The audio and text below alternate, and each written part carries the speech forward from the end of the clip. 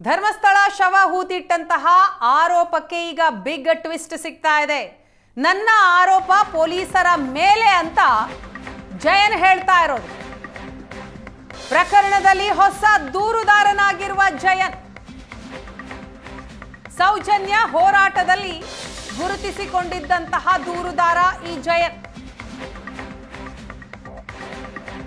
ನನ್ನ ಆರೋಪ ಪೊಲೀಸರ ಮೇಲೆ. 15 ವರ್ಷದ ಬಾಲಕಿ ಸಮಾಧಿ ತೋರಿಸೋದಾಗಿ ಜಯನ್ ಮಾಹಿತಿಯನ್ನ ಕೊಟ್ಟಿದ್ದಾರೆ. ಪೊಲೀಸರ ವಿರುದ್ಧವೇ ಆರೋಪ ಮಾಡ್ತಾ ಇದ್ದಾರೆ. ಪೊಲೀಸ್ ಅಧಿಕಾರಿಯ ಮೇಲೆ ಆರೋಪಿಸ್ತಾ ಇದ್ದೇನೆ, ನಾನು ಕಣ್ಣಾರೆ ಕಂಡಿದ್ದೇನೆ, ನನ್ನ ಜೊತೆ ಸಾಕ್ಷಿಗಳು ಇದ್ದಾರೆ, ತನಿಖೆಯ ವೇಳೆ ಸಾಕ್ಷಿದಾರನ ಕರೆದುಕೊಂಡು ಬರುವೆ. ಇದು ಜಯನ್ ಹೇಳ್ತಾ ಇರೋ ಮಾತು. ನಾನು ಯಾವುದೇ ಕ್ಷೇತ್ರದ ಮೇಲೆ ಆರೋಪ ಮಾಡ್ತಾ ಇಲ್ಲ ಅಂತಲೂ ಕೂಡ ಜಯನ್ ಹೇಳ್ತಾ ಇರೋದು. ಜಯಂತ್ ಟಿ ಅವರು ಧರ್ಮಸ್ಥಳ ಠಾಣೆಗೆ ಹೋಗ್ಲಿಕ್ಕೆ ಹೇಳಿದ್ರು. ಏನು ಹೇಳಿದ್ರು ಅಲ್ಲಿಗೆ? ಹೌದು, ಇವನ್ ಕಾನೂನು ಏನು SIT ಕಾನೂನು ಅದೊಂದು ಪತ್ರ ಇತ್ತು, ಅದನ್ನು ಓದಿ ಹೇಳಿದ್ರು, ನೋಡಿದ್ದೀನಿ ನಾನು. ಅದರ ಪ್ರಕಾರವಾಗಿ ನಾನು ಹೋಗ್ತಾ ಇದ್ದೀನಿ ಸರ್. ಅವತ್ತು ಧರ್ಮಸ್ಥಳದಲ್ಲಿ ತಗೊಂಡಿಲ್ಲ, ಇವತ್ತು ತಗೋತಾರೆ ಅಂತ ಅನಿಸ್ತದೆ. ಅಧಿಕಾರಿಯವರೇ ಊತಾಕಿರೋದನ್ನ ನಾನು ಹೇಳ್ತಾ ಇದ್ದೀನಿ. ಅಧಿಕಾರಿಯವರೇ ಊತಾಕಿದರೆ ಅವರಿಗೆ ದೂರು ಕೊಟ್ಟರೆ ಅವ್ರು ತಗೊಳ್ತಾರಾ? ನನ್ನ ಪ್ರಶ್ನೆ ಅದು. ಅದಕ್ಕೆ ಅಧಿಕಾರಿಯವರ ಮೇಲೆ ಕೊಡ್ತಾ ಇರೋದು ದೂರು, ಯಾರ ವ್ಯಕ್ತಿ ವಿರೋಧ ಅಲ್ಲ. ನೀವು ಏನು ನೋಡಿದ್ರಿ ಆ ದಿನ? ನಿಮ್ಮ ಪ್ರಕಾರ ಏನಾಗಿದೆ? ನಾನು ತಮಗೂ ಹೇಳಿದ್ದೀನಿ ಏನಾಗಿದೆ ಅಂತ. ಅರ್ಧ ಕೊಳತ ಅಂದರೆ 1 ವಾರಕ್ಕೆ ಕೊಳತಿರುವಂಥ ಒಂದು ಹೆಣ್ಣು ಮಗಳ ಮೃತದೇಹವನ್ನು ಎಳೆದು ಏನೊಂದು ಗುಂಡಿ ತೋಡಿ ಎಳೆದಾಕ್ತಾ ಇರೋ ನೋಡಿದ್ದೀನಿ. ಎಷ್ಟು ಜನ ಇದ್ರು? ಅದೊಂದು 5-6 ಜನ ಇದ್ದಾರೆ, ಎಲ್ಲರೂ ಸೇರಿ. ನೀವು ನೋಡಿದವರು ಎಷ್ಟು ಜನ? ಅದೇ ಅದನ್ನ ಹೇಳ್ತೀನಿ. ಈಗ ಸಾಕ್ಷಿಗಳಾಗಿ ಬರುವವರು ಇದ್ದಾರೆ ಠಾಣೆ? ಹೌದು, 100%. ಯಾವಾಗ ಅವರನ್ನ ಇದು ಮಾಡ್ತೀರಿ ಸರ್? ಇವತ್ತು ತನಿಖೆ ಪ್ರಾರಂಭ ಆಗಲಿ ಸರ್. ಪ್ರಾರಂಭವಾಗ ನಾನು ಕೊಡ್ತೀನಿ ಸರ್. ಹೌದು ಸರ್. ಈಗ ಕಲ್ಲೇರಿಯ ಒಂದು ಉದಾಹರಣೆ ಹೇಳ್ತಾ ಇದ್ದಾರಲ್ಲ, ಅದೇ ಬಾಲಕಿ ಅದೇ ಸ್ಥಳವ? ಇದು ಬೇರೆ ಸ್ಥಳ? ಅದಲ್ಲ, ಅದಕ್ಕೆ ಇದಕ್ಕೆ ಸಂಬಂಧ ಇಲ್ಲ ಸರ್, ಅದಕ್ಕೆ ಇದಕ್ಕೆ ಸಂಬಂಧ ಇಲ್ಲ. ಓಕೆ, ಇದು ಜಯಂತ್ ಅವರ ಮಾತು. ಅಂದರೆ ಈಗ ಅವರಿಗೆ ಧರ್ಮಸ್ಥಳ ಠಾಣೆಗೆ ಹೋಗ್ಲಿಕ್ಕೆ ಹೇಳಿದ್ದಾರೆ, ಅಲ್ಲಿ ದೂರು ಕೊಡ್ತೇನೆ, ಈ ಸಲ ಆದರೂ ತನಿಖೆ ಆಗ್ಬೋದು ಅನ್ನುವಂಥ ವಿಶ್ವಾಸ ಇದೆ ಅನ್ನುವಂಥ ಮಾತನ್ನು ಹೇಳ್ತಾರೆ. ಈ ಹಿಂದೆ ಹೋದಾಗ ಅಲ್ಲಿ ದೂರು ತಗೊಂಡಿರಲಿಲ್ಲ. SIT ಈಗ ಸೂಚಿಸಿರುವ ಹಿನ್ನೆಲೆಯಲ್ಲಿ ಅಲ್ಲಿ ದೂರು ದಾಖಲಾಗುತ್ತೆ. ಅಲ್ಲಿ ನನಗೆ ಯಾವುದೇ ಕ್ಷೇತ್ರದ ವಿರುದ್ಧ ಅಂತೇಳಿ ಅಲ್ಲ, ಆ ವ್ಯಕ್ತಿ ಯಾರು ಅಧಿಕಾರಿ ಇದ್ದಾರೆ ಅವರ ಮೇಲೆ ಕ್ರಮ ಆಗಬೇಕು ಅನ್ನುವಂಥ ಒತ್ತಾಯವನ್ನು ಮಾಡ್ತಾ ಇದ್ದಾರೆ. ಇನ್ನು ಕೆಲವೇ ಕ್ಷಣಗಳಲ್ಲಿ SIT ಕಚೇರಿಯಿಂದ ಅವರು ಧರ್ಮಸ್ಥಳ ಠಾಣೆಗೆ ಹೋಗಿ ದೂರು ಕೊಡುವವರಿದ್ದಾರೆ. ನಾನು ನೋಡಿದ್ದೇನೆ, ನನ್ನ ಜೊತೆಗೆ ನೋಡಿದ ಸಾಕ್ಷಿದಾರರು ಕೂಡ ಇದ್ದಾರೆ ಅನ್ನುವಂಥ ವಿಶ್ವಾಸದಲ್ಲಿ ಅವರಿದ್ದಾರೆ. ಅಧಿಕಾರಿಯ ವಿರುದ್ಧ ಕ್ರಮ ಆಗಬೇಕು ಅನ್ನುವಂಥ ಒತ್ತಾಯವನ್ನು ಮಾಡ್ತಾ ಇದ್ದಾರೆ. ಮಂಗಳೂರಿನಿಂದ ಕ್ಯಾಮರಾಮನ್ ಹರೀಶ್ ಜೊತೆಗೆ ಶಶಿಧರ ಮಾಸ್ತಿಬೈಲು, ಏಷ್ಯಾನೆಟ್ ಸುವರ್ಣ ನ್ಯೂಸ್. ಧರ್ಮಸ್ಥಳದಲ್ಲಿ ಶವಗಳ ಹೂತಿಟ್ಟ ಆರೋಪ ಪ್ರಕರಣಕ್ಕೆ ಸಂಬಂಧಪಟ್ಟ ಹಾಗೆ ಇದೊಂದು ಹುನ್ನಾರದ ರೀತಿ ಕಾಣಿಸ್ತಾ ಇದೆ. ಅನಾಮಿಕನ ಆರೋಪಕ್ಕೆ ಧರ್ಮಸ್ಥಳ ಭಕ್ತರು ಆಕ್ರೋಶವನ್ನ ವ್ಯಕ್ತಪಡಿಸ್ತಾ ಇರುವಂತಹ ಪರಿ. ಆಗಲೇ ಹೇಳದ ವ್ಯಕ್ತಿ ಈಗ ಯಾಕೆ ಈ ರೀತಿ ಮಾತನಾಡ್ತಾ ಇದ್ದಾನೆ? ನಾನು ಸಣ್ಣ ವಯಸ್ಸಿನಿಂದ ಇಲ್ಲಿಗೆ ಬರ್ತಾ ಇದ್ದೇನೆ, ಈ ರೀತಿಯ ಆರೋಪ ಕ್ಷೇತ್ರದ ಮೇಲೆ ಪ್ರಭಾವ ಬೀರತ್ತೆ ಅಂತ ಭಕ್ತರು ಹೇಳ್ತಿದ್ದಾರೆ.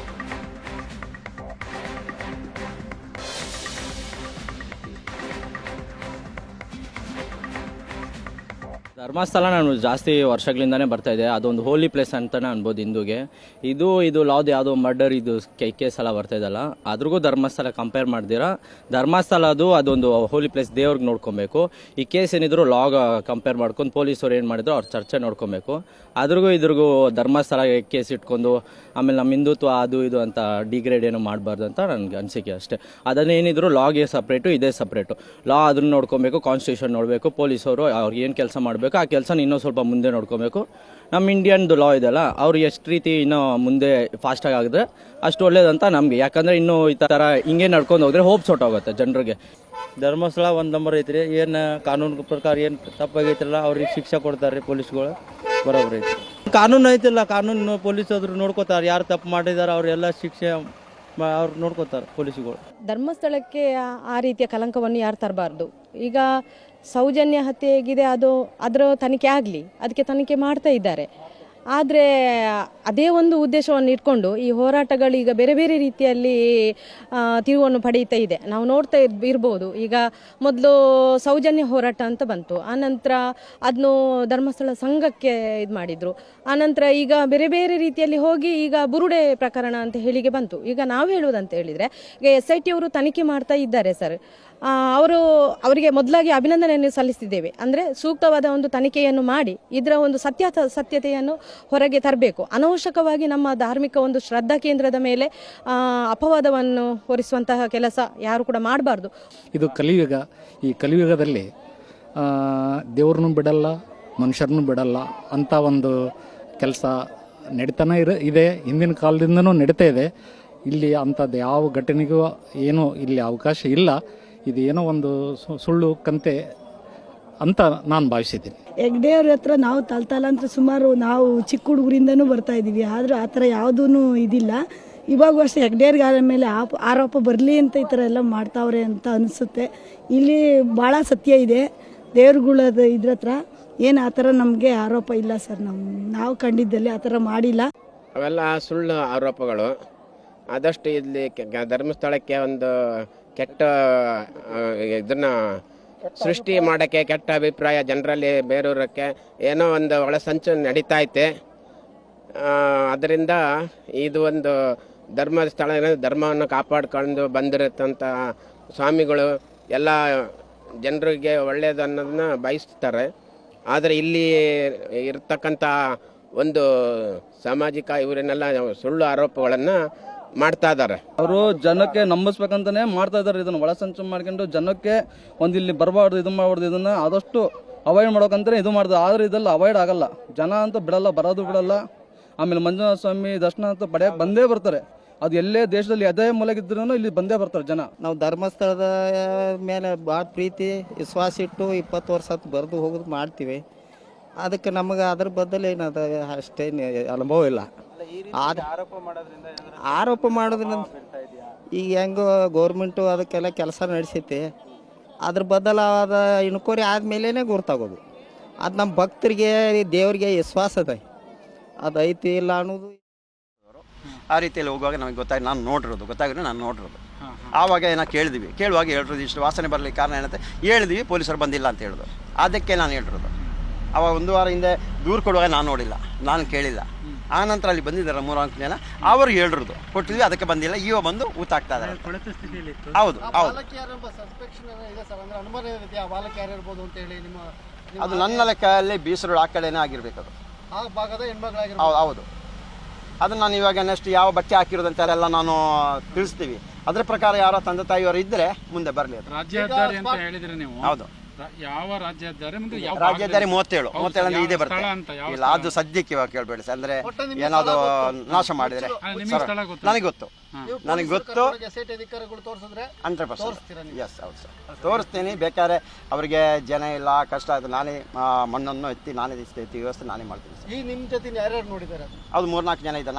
4 ಜನ ಪ್ಲಸ್ ಕೆಲಸ ಮಾಡಿರೋ 1-2 ಜನ ಇದ್ದಾರೆ ಸರ್. ಹೌದು ಸರ್. ಯಾಕೆ ಅಷ್ಟು ಲೇಟ್ ಮಾಡಿದ್ರು ಅಂತ, ಅಂದ್ರೆ 1 ವಾರ ಎಲ್ಲ ಯಾಕೆ ಟಚ್ ಮಾಡಿಲ್ಲ ಅಂತ ಅದು ಅವರಿಗೆ ಕೇಳಬೇಕಲ್ಲ ಸರ್.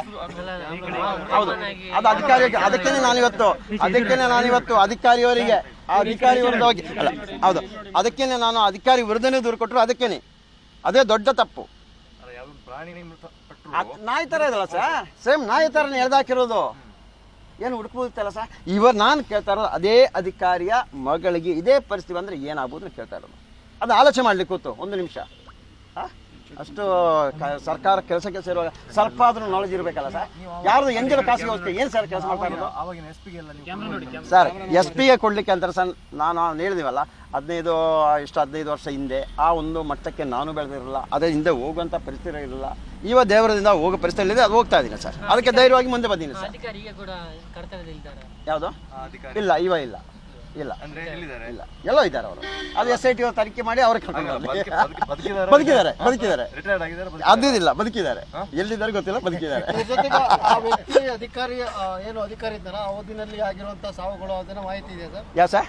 ಈಗ ಏನು ಅನುಮಾನ ವ್ಯಕ್ತಪಡಿಸ್ತಾ ಆ ಅಧಿಕಾರಿ ಇದ್ದಂತ ಸಮಯದ ಅವಧಿ ಇದೆಯಲ್ಲ, ಅವಧಿ ಏನಾದ್ರು ದಾಖಲೆ ಕಲೆಕ್ಟ್ ಮಾಡಿದಿರಾ? ಏನೆಲ್ಲ ಆಗಿದೆ ಅಂತ ಏನಾದ್ರು? ಅದಕ್ಕೆ ಇವಾಗ ನನ್ನ ಈ ಪ್ರಕರಣದಲ್ಲಿ ಬಂಧನ ಮಾಡಿ ಆನಂತರ ತನಿಖೆ ಮಾಡುವಾಗ ಪೊಲೀಸ್ ಭಾಷೆಯಲ್ಲಿ ತನಿಖೆ ಮಾಡಿದ್ರೆ ಎಲ್ಲ ಸತ್ಯ ಹೊರಗೆ ಬರುತ್ತೆ.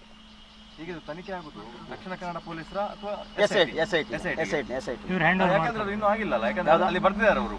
DIG ಅವರು ನಿರ್ಧಾರ ಮಾಡೋದು. ಅದಕ್ಕೆ ನಾನು ಅಲ್ಲಿ ಇವಾಗ ಕೊಟ್ಟು ಆವಾಗ ನೀವು ಬಂದಿದ್ದೀವಲ್ಲ ಸರ್, ತಿರುಗಿ ಅಲ್ಲೋದೆ. ಅವರಿಗೆ ಬರೆದು ಕೊಟ್ಟರು ಪ್ರಕರಣ ದಾಖಲು ಮಾಡಿ ಅಂತ. ಅದಕ್ಕೆ ನಾನು ಠಾಣೆ ಬಂದು ಅವರ ನಿರ್ದೇಶನಂತೆ ಇದು ಪ್ರಕರಣ ದಾಖಲು ಮಾಡಿದ್ದಾರೆ. ಪ್ರಕರಣ ಅಂದರೆ NCR ಅಂದರೆ ರಿಜಿಸ್ಟರ್ ಮಾಡಿದ್ದಾರೆ.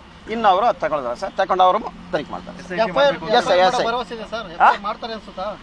ಇಷ್ಟೆಲ್ಲ ಆಗಿ ಮಾಡೋದಿದ್ರೆ ಮತ್ತೆ ಇನ್ನೇನು ಸರ್?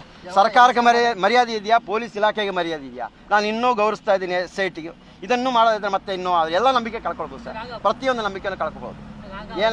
ಬೇಕಾಬಿಟ್ಟಿಯಾಗಿ ಏನೋ ಇಲ್ಲಿ ದಕ್ಷಿಣ ಆಫ್ರಿಕಾ ಆ ಕಡೆ ಎಲ್ಲ ಕೊಲೆ ಅತ್ಯಾಚಾರ ಆಗ್ತಾ ಇದ್ದಾರೆ, ಯಾರು ಕೇಳೋರಿಲ್ಲಲ್ಲ. ಅದೇ ರೀತಿ ಪರಿಸ್ಥಿತಿ ಆಗ್ಬೋದು ಇನ್ನು ಇಂಡಿಯಾದಲ್ಲಿ. ಇವರು ಈ ಥರ ಮಾಡಿದ್ದಾರೆ, ಕರ್ನಾಟಕದಲ್ಲಿ ಆಗ್ಬೋದು. ಬೇರೆ ಸಾಕ್ಷಿಗಳು ಯಾವಾಗ ಬರ್ತಾರೆ? ಸರ್ ತನಿಖೆ ಮಾಡೋ ತನಿಖೆ ನೇರವಾಗಿ ಅವ್ರಿಗೆ ಒಪ್ಪಿಸ್ತೀನಿ ಸರ್. ಅಂದರೆ ಅವರು ಮುಂದೆ ಬರಲ್ಲ, ನೇರವಾಗಿ ಮತ್ತೆ ಧೈರ್ಯವರು ಮುಂದೆ ಬರ್ಬೋದು, ಆದರೆ ಭಯ ಇದೆ. ಅದಕ್ಕೋಸ್ಕರ ಆ ಸಂದರ್ಭದಲ್ಲಿ ಅವರಿಗೆ ಒಪ್ಪಿಸೋ ಕೆಲಸ ಮಾಡ್ತೀನಿ. ಪೊಲೀಸ್ ಅಧಿಕಾರಿ ಯಾವುದಾದ್ರು ಒತ್ತಡ ಯಾವ್ದ್ರೆ ಅದು ಒತ್ತಡ ಇದ್ದು ಮಾಡ್ತಾ ಇರೋದಾ ಅವ ಆ ಒಂದು ಮನೋಸ್ಥಿತಿಯಲ್ಲಿ ಮಾಡೋದಾ ಗೊತ್ತಿಲ್ಲ ಸರ್. ಆದ್ರೂ ಮಾಡಿದ್ದಾರೆ. ಒತ್ತಡ ನಾನು ನೋಡಿಲ್ಲ, ನನಗೆ ಗೊತ್ತಿಲ್ಲ. ಸೋಷಿಯಲ್ ಮೀಡಿಯಾದಲ್ಲೆಲ್ಲ ಬರ್ತಾ ಇದೆ, ಆ ಮಲಯಾಳಿಗಳು ಕರ್ನಾಟಕದ ಮರ್ಯಾದೆ ತೆಗಿತಾರೆ. ಯಾವ ಮಲಯಾಳಿ ಅಂತ? ಅವನ ಸೀಮೆ ಯಾವನ ಮಲಯಾಳಿ ಅಂತ? ಯಾವನ ಮಲಯಾಳಿ ಸೀಮೆಯವ? ನನ್ನ ಹುಟ್ಟೂರೇ ಇದು, ನನ್ನ ತಾಯಿ ಹುಟ್ಟೂರೇ ಇದು, ಮತ್ತಿನ್ನೇನು ಮಲಯಾಳಿ ಅಂತ ಅವನಿಗೆ ಬಾ ಅಂತೇಳಿ ಅವನ ಅಕ್ಕ ತಂಗಿಯರನ್ನ ತಂದು ಹಾಕಿದಾರ ನೋಡಿ. ಹಂಗಾರೆ ಅವರ ಅಂತ ನೋಡಿ ಅವರು ಮಲಯಾಳಿ ಅಂತ ಹೇಳ್ತಾನೆ. ಜಾಗ್ರತೆ, ಎಷ್ಟು ಬೇಕು ಅಷ್ಟು ಮಾತಾಡ್ಬೇಕವ. ಹಂಗಾರೆ ಇಂಡಿಯಾದಲ್ಲಿ ಯಾವ ಭಾಷೆ ಮಾತಾಡಬಾರ್ದಾ? ಕರ್ನಾಟಕದಲ್ಲಿ ಕರ್ನಾಟಕದಲ್ಲಿ ಯಾವ ಭಾಷೆ ಮಾತಾಡಬಾರ್ದಾ? ಇದು ಯಾವ ಟೈಪ್ ಮಾಡಿರೋದು? ನಾನು ಮಾಡಿರೋದು. ಆ ಹೇಳೋನ ಅಪ್ಪ ಒಂದು ಮಾಡಿಲ್ಲ.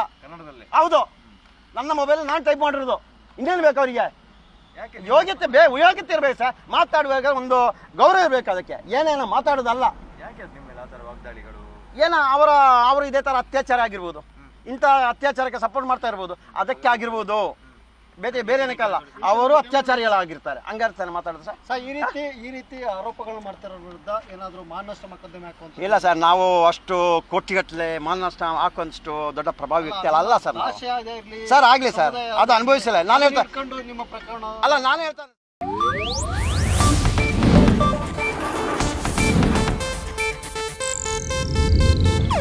ಇದು ಏಷ್ಯಾನೆಟ್ ನ್ಯೂಸ್ ನೆಟ್ವರ್ಕ್ ಪ್ರಸ್ತುತಿ.